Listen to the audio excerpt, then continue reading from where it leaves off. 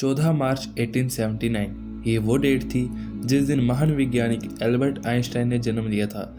ये अब तक के सबसे महान थ्योरेटिकल फिजिक्स थे जिन्होंने काफ़ी सारी फेमस थ्योरी दी हैं, जैसे कि space time, the theory of relativity और E=mc² जैसे इन्होंने काफ़ी सारी फेमस थ्योरी दी है। ये एक ऐसे व्यक्ति थे जिनकी इमेजिनेशन लाइट की स्पीड से चलती थी।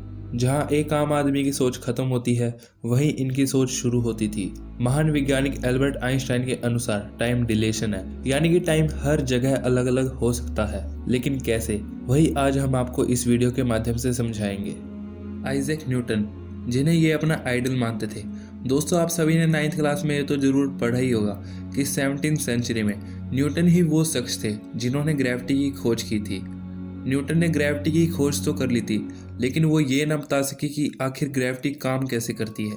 तभी आफ्टर 2 सेंचुरी एल्बर्ट आइंस्टाइन जी ने प्रूव किया कि ग्रेविटी आखिर काम कैसे करती है। ऐसे ही एल्बर्ट आइंस्टाइन ने 1905 में अपनी थ्योरी ऑफ रिलेटिविटी में बताया था कि कोई भी चीज़ एब्सोल्यूट नहीं है, हर कोई चीज़ किसी न किसी के रिलेटिव है और टाइम भी किसी न किसी चीज़ के रिलेटिव है, यानी कि सिचुएशन के हिसाब से टाइम चेंज हो सकता है। पर कैसे हो सकता है, वही आज हम इस वीडियो में जानेंगे। तो दोस्तों, मैं आपको बता दूं कि थ्योरी ऑफ रिलेटिविटी के अनुसार टाइम 2 सिचुएशन में चेंज हो सकता है, और वो है एक ऐसी जगह जहां ग्रेविटी ज़्यादा हो, और दूसरा जब कोई भी ऑब्जेक्ट लाइट की स्पीड के आसपास ट्रैवल करेगा तो टाइम चेंज हो जाएगा। तो सबसे पहले हम इसे ही समझते हैं। बेसिक नॉलेज के लिए पहले मैं आपको बता दूं कि जिस तरह हर चीज़ की कोई ना कोई स्पीड की लिमिट होती है, उसी तरह लाइट की स्पीड की भी लिमिट है, यानी कि इसकी स्पीड कांस्टेंट है, और वो है 29,97,92,458 मीटर पर सेकेंड, जो कि ब्रह्मांड की सबसे ज़्यादा तेज चलने वाली चीज़ है। दूसरा, लाइट का कोई मास नहीं होता जिसके कारण ये इतनी तेज ट्रैवल कर सकती है। और अब हम उनसे पूछेंगे कि लाइट की स्पीड आखिर कांस्टेंट कैसे हो सकती है।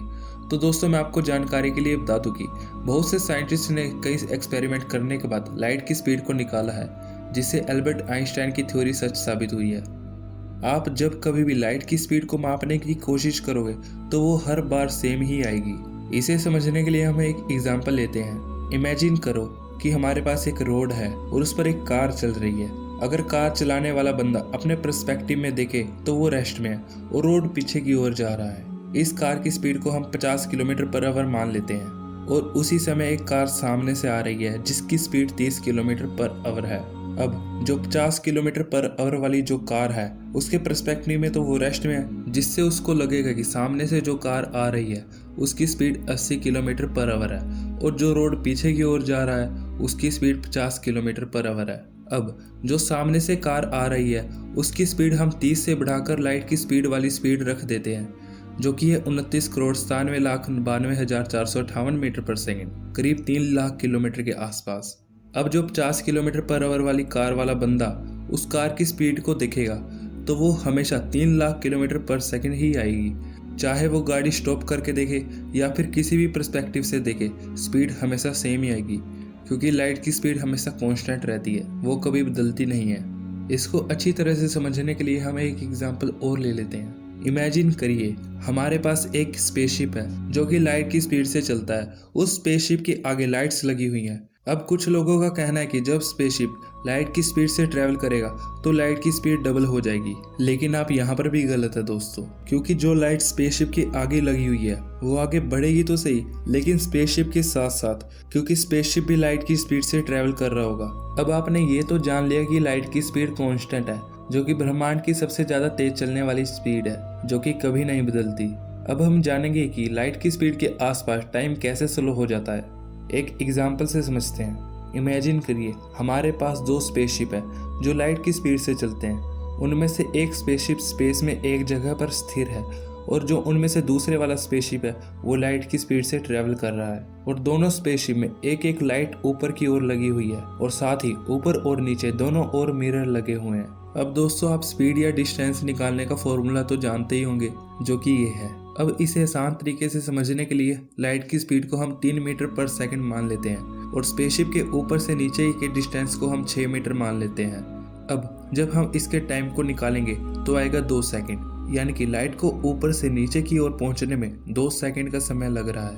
अब जो हमारे पास दूसरे वाला स्पेसशिप है वो लाइट की स्पीड से ट्रैवल कर रहा है, अगर आप भी उसमें ट्रैवल कर रहे हो तो आपके पर्सपेक्टिव में सब कुछ नॉर्मल हो रहा होगा, यानी कि आपके पर्सपेक्टिव में लाइट ऊपर से नीचे की ओर बिल्कुल सीधी ट्रैवल कर रही होगी। लेकिन अगर कोई व्यक्ति आपको बाहर से देख रहा होगा, उसके पर्सपेक्टिव में आपको वो स्लो मोशन में देखेगा। ऐसा क्यों हो रहा होगा वो मैं अभी आपको समझाता हूँ। अब आपका स्पेसशिप लाइट की स्पीड से ट्रैवल कर रहा है और जो उसमें लाइट लगी हुई है उसको भी अपनी मंजिल तक पहुंचने में पहले से ज़्यादा समय लग रहा है। इसे समझने के लिए आप इसे देखें, यानी कि जब स्पेसशिप स्थिर था तब लाइट सीधी ट्रैवल कर रही थी, लेकिन अब जब स्पेसशिप मोशन में है तो लाइट को डायगोनल पाथ में ट्रैवल करना पड़ रहा है, जिससे लाइट को ऊपर से नीचे की ओर जाने में थोड़ा ज़्यादा टाइम लग रहा है। यानी कि लाइट जो स्पेसशिप के अंदर लगी हुई है वो भी स्लो हो चुकी है। अब जो ऊपर से नीचे वाले छोर तक पहुंचने में लाइट को ज़्यादा डिस्टेंस कवर करना पड़ रहा है, जिसे हम मान लेते हैं 15 मीटर। अब लाइट की स्पीड तो कांस्टेंट है जो कि 3 मीटर पर सेकंड। अगर हम समय निकालेंगे तो आएगा 5 सेकंड, यानी कि टाइम स्लो हो चुका है। इसी सिचुएशन में आप भी स्लो हो जाओगे, बट आप इसे महसूस नहीं कर पाओगे क्योंकि आपकी जो बॉडी की बायोलॉजिकल क्लॉक है वो स्लो हो जाएगी और साथ ही आपकी थिंकिंग पावर भी स्लो हो जाएगी, जिससे आपको सब कुछ नॉर्मल लगेगा।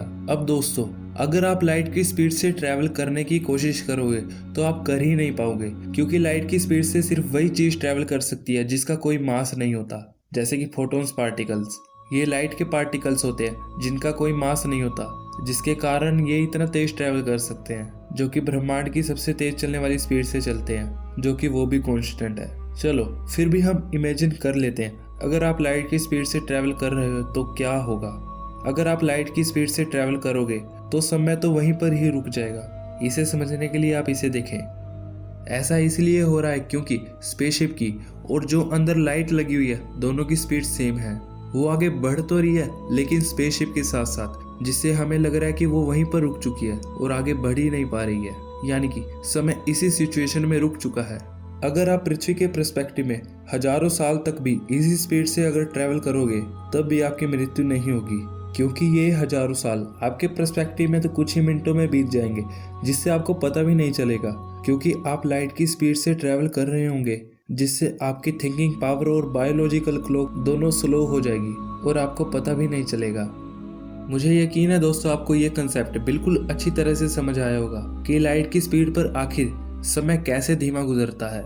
ये इस वीडियो का पार्ट 1 था। इससे नेक्स्ट वीडियो यानी कि पार्ट 2 में हम जानेंगे कि ज्यादा ग्रेविटी होने पर समय आखिर कैसे धीमा गुजरता है। आज के लिए दोस्तों बस इतना ही। अगर आपको वीडियो अच्छी लगी हो तो वीडियो को लाइक करना मत भूलना। अगर आप चैनल पर नए हो तो चैनल को भी सब्सक्राइब कर देना। मिलते हैं फिर किसी दूसरे नए एपिसोड में।